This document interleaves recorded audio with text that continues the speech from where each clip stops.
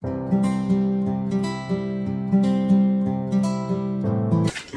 to AETCM, the Emergency Medicine channel. Yes. A 65-year-old female came to the ER with epigastric pain and vomiting since last 4 days. On initial 10-second assessment, patient was stable, conscious-oriented and able to talk. Airway was patent, no more pooling of secretions. Her respiratory rate was 24 per minute. The saturation was 100% in room air. Okay.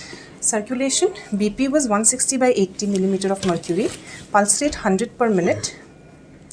At this time, 2 large bore IV cannulas were inserted. Why you want to large bore IV cannula for her?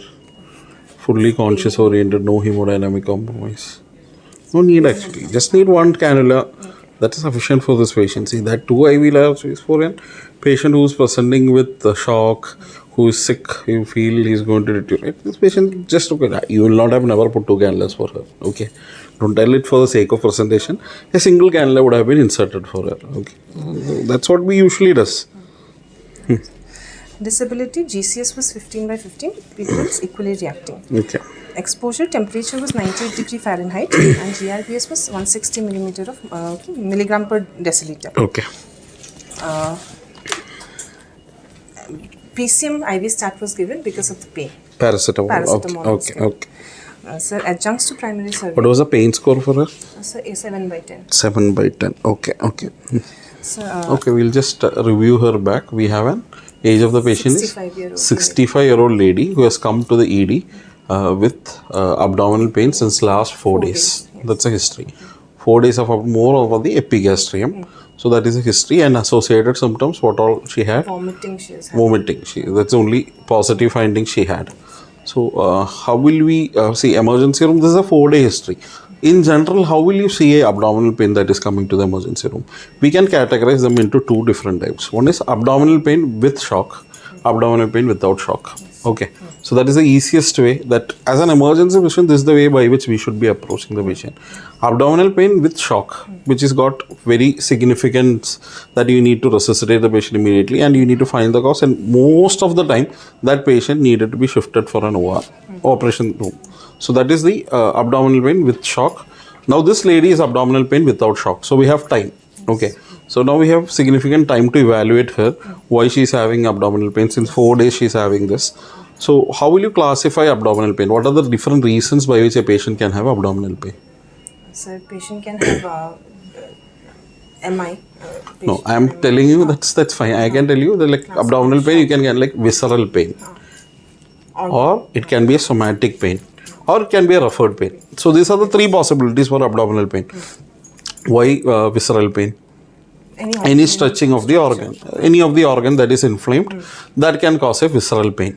Next thing is the somatic pain. When the peritoneum get irritated, you will have that somatic pain. And finally, you have a referred pain because of the embryological origin.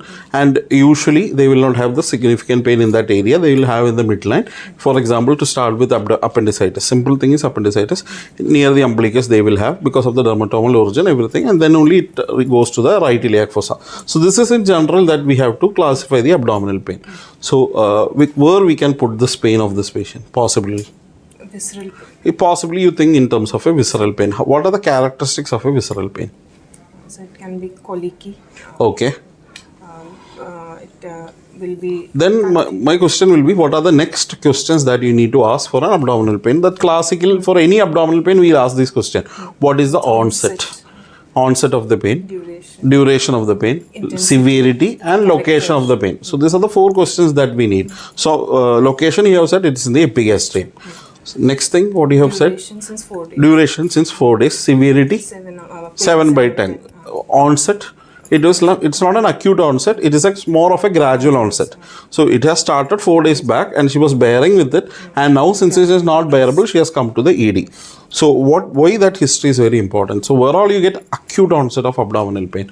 Acute onset of abdominal pain. Where all you need to suspect different pathology, like acute, like 4 to 6 hours of abdominal pain, the patient coming to the ED. What will be the classical examples? Abdominal aorta aneurysm. Abdominal aortic aneurysm rupture. Okay, fine. Then ruptured ectopic pregnancy. I agree. Then most common perforation. That's all with shock category we can put in. Most common things. Acute abdominal pain. acute abdominal pain that you see in the ED is ureteric alkali. Ureteric colic, very acute in onset, the patient was otherwise okay. Sudden onset is coming to the ED. And what can happen to the normal our gastroenteritis related colic also, they will present like they had some food from outside and they came to the ED. So that will be the usual presentation. You can have again categorize them into life threatening and non-life threatening, with shock and without shock. So these are the most important differential that you need to consider. Now that is also out. This is a gradual onset of symptom. So something that is happening since last 4 to 5 days. So something that is aggravating since last 4 to 5 days. So then we have to see what are the different possibility from the history that you have got. It is in the epigastrium. Now we have to see what are the examination findings that you got. Then we will go ahead further. Can you just brief out the examination findings? Examination, sir, on for abdominal examination, there were no visible peristalsis, no sinus, no scar, no discoloration in the Anything flanks. positive, you just let me know. So, there was just tenderness, diffuse tenderness in the abdomen. Abdomen was soft, not distended. Okay. So most important examination tool that you need to look in for, two things that you need to look in for is the one, any tenderness, and other one is organomegaly. These are the things that you need to look for. In when you call it as tenderness, there are the other 3-4 things that you need to look in for, like guarding, rigidity and rebound tenderness. So guarding, rigidity and rebound tenderness, and finally whether there is any organomegaly. So the patient had a diffuse sort of an abdominal pain.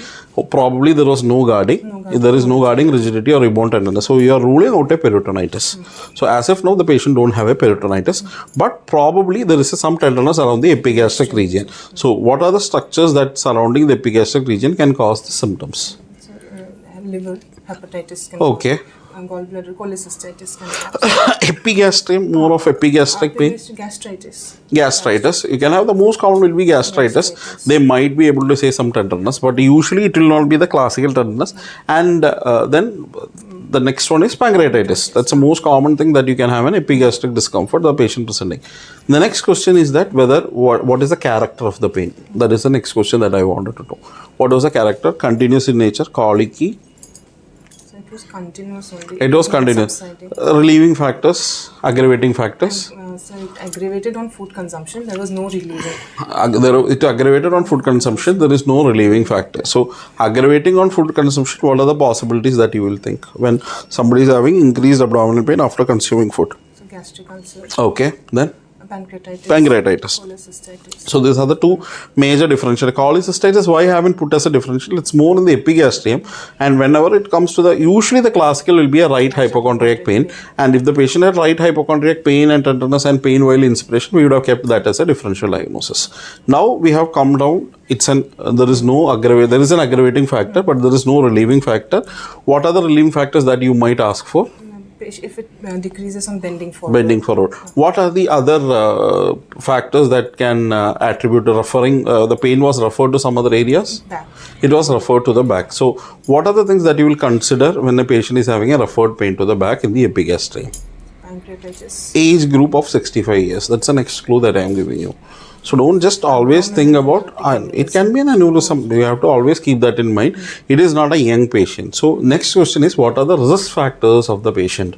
That is the most important question that we need to ask in for. The risk factors, the same patient, if it is a young patient, we would have not suspected any vascular pathology, but 65 years. It's a risk factor. So age itself is a risk factor. Then what are the other risk factors? Diabetes, hypertension, smoking history. If anything of that, PVOD already, the patient is already having PVOD. These are all risk factors. So whether she had any of this? Okay. So this is the background history that we need to keep into consideration. So we will redefine the pain of the patient. The patient had a 4-day gradual onset of pain, which was gradually worsening. She has associated vomiting. That was the only other symptom. But vomiting, there is no fever, there is no diarrhea, no loose stool. So probably we are ruling out and probable an infective pathology also at this point of time. If anything that is happening since 4 days, definitely they would have developed fever by this time. She never had any fever. So probably we are ruling out an infective pathology, probably some inflammatory pathology that we are going to deal off with.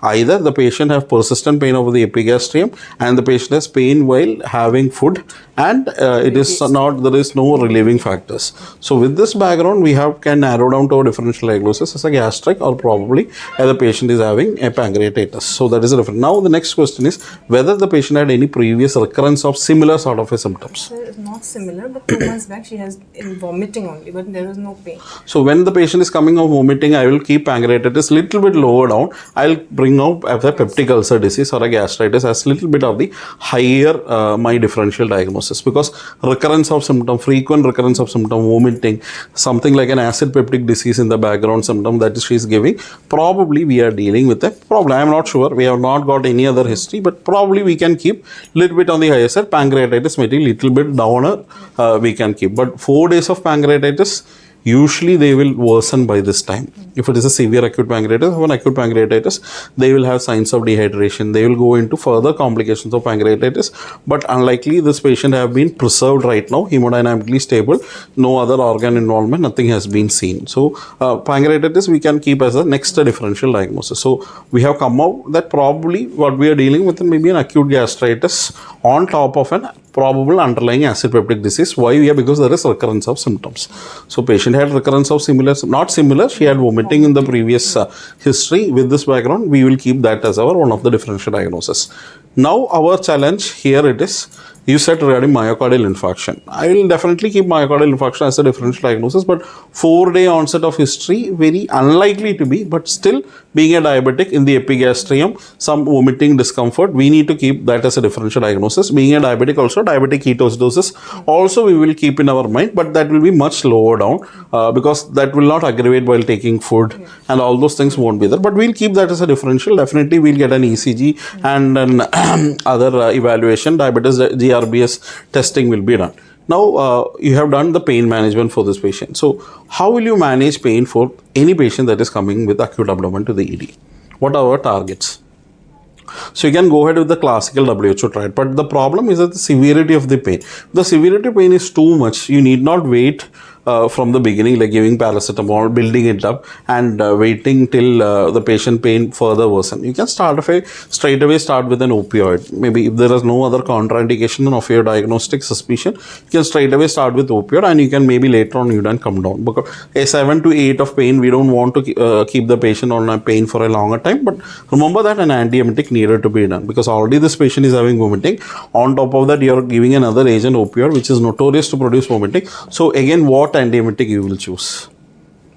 It all depends upon the symptoms of the patient. You don't prefer to give a like an agent like domperidone, which is centrally acting ondansetron can be preferred here agent, but you are sure that you wanted a prokinetic agent also. You think that it is 100% it is gastritis, and drug like metoclopramide might be beneficial at this point of time. So that is the drug initial pain management strategy. Now the next question is, you need to have a confirmatory diagnosis why this patient is having this, and whether to admit the patient or whether to dispose of the patient. That is the next most important challenge. So 4-day history, there is no need of any scoring system. Somebody is having 4 days of your history, elderly patient with background history of diabetes and all, we need to admit this patient and get it evaluated or keep her under observation until she is tolerating her oral feeds. So that will be my suggestion for this. Now, how will you evaluate her? What are the investigation? You have radiological and laboratory investigation. How will you decide which investigation you need at what point of time? Starting with the CBC CRP point of care, rule out any infection. CRP was 0, total count was 7,000. So totally we are ruling out probably an infective pathology at this point of time. From the history itself we have ruled out since there is no fever. So that is out then. We did a VBG since she was having vomiting. Okay. But there was no acid-base imbalance. Okay, what acid-base disorder you are looking into? Metabolic alkalosis. Metabolic alkalosis. So you are rule out a metabolic alkalosis. The vomiting is not that severe which has caused a metabolic alkalosis. Next. There was no hypocalcemia, which can be seen in pancreatitis. Okay, fine. Okay, fine. Okay, fine. Okay. So the lactate was also normal. Lactate was normal. What is the significance of lactate in a patient with abdominal pain? So mesenteric ischemia can be. Okay, fine. Then, sir, we did an ultrasound. Ultrasound showed atrophic pancreas with dilated ducts. Okay, atrophic pancreas with a dilated duct. So she has got an atrophic pancreas with a dilated duct. Okay. So what does that mean? So she might be having chronic pancreatitis. Chronic pancreatitis, and she is hailing from which part of Kerala? That is very important because certain geographical areas, there is something called as tropical, like we heard of tropical splenomegaly syndrome. There is tropical pancreatitis also. It was attributed to some of the dietary habits of this group of patients, that they were used to consume a lot of cassava. That was the background, but there has been a lot of publications in that aspect also.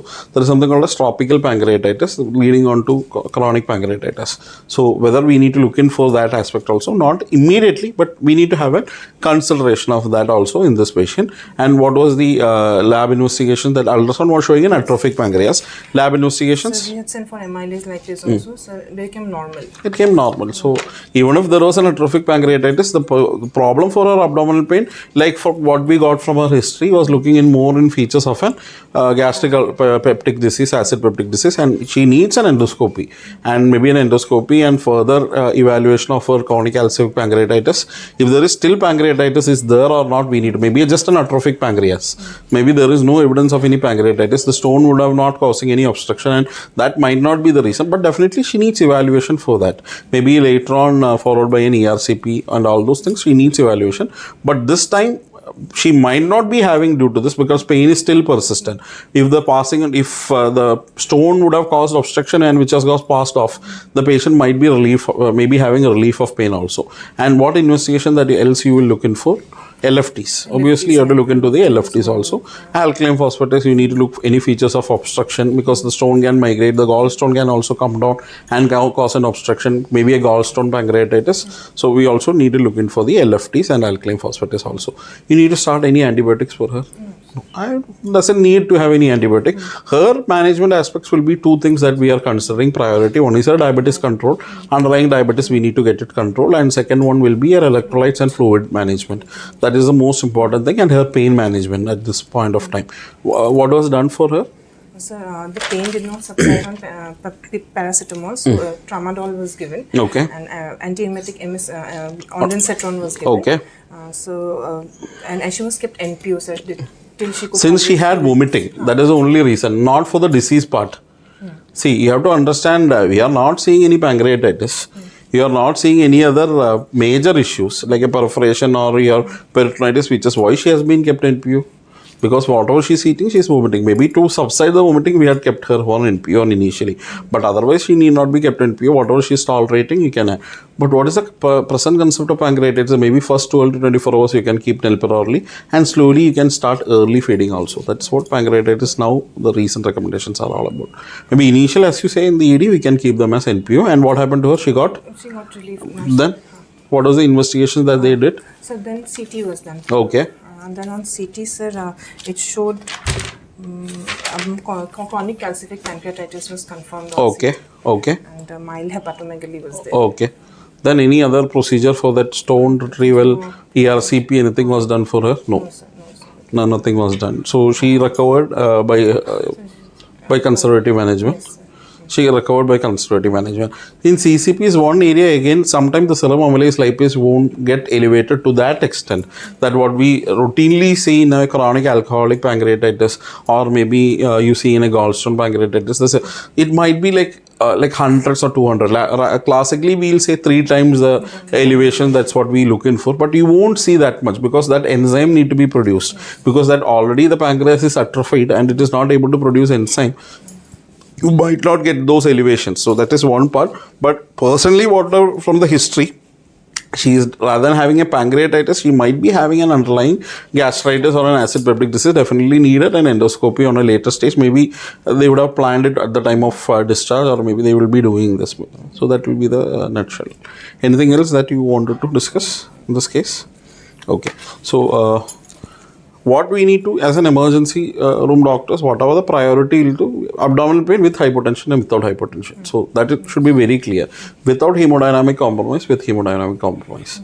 So without hemodynamic compromise, you have time. So we can see what is happening. You can get it. With hemodynamic compromise, it's a big challenge.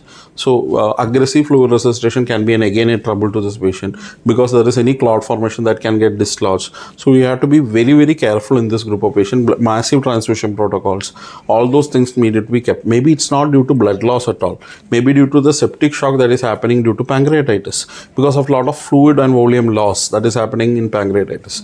So we need to consider that also. So that is how, in a simple way, how we can manage. And key question, whether it's a visceral, whether it's a somatic pain, or whether it is a referred pain. So if it is a referred pain, what are the classical referred pain that you know of for abdominal pain? Appendicitis, then cholecystitis pain. Cholecystitis pain to the shoulder, then ureteric calculate to the loin to groin, then torsion testis, again they can have this referred pain, they can come with lower abdominal pain, but that is the other differential diagnosis that you need to keep. In this lady, we are not suspecting that.